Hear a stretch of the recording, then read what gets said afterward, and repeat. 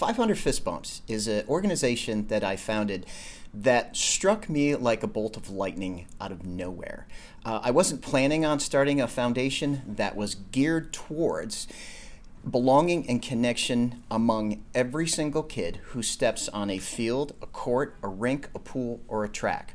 When my son was 10 years old, I signed him up for a sports camp.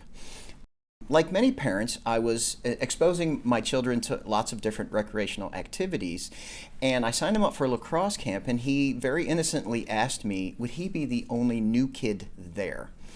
So I called the director and I asked, my son is just starting the sport, will he be the only new beginner there? And the director assured me that he would not be the only beginner.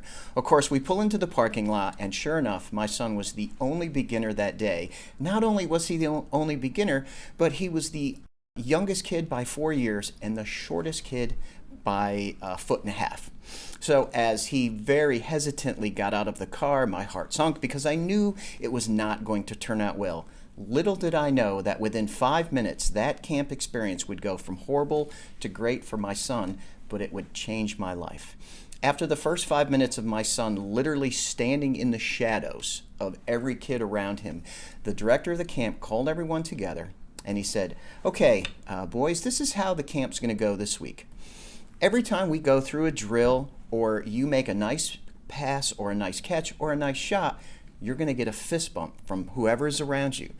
But more importantly, every time you mess up, miss the net, don't get a nice pass or don't get a ground ball, you're going to get a fist bump from someone around you, because even though we're trying to make you better at the sport, the main thing we're trying to do this week is to make you a better human being and to remember that we always have to have each other's backs, because we're going to have good days and bad days, and every single time we need to know we have support.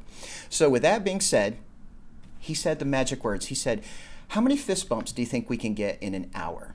And some kid yelled 500. And without blinking an eye, the coach clapped his hands and said, all right, let's go, 500 fist bumps in the next hour.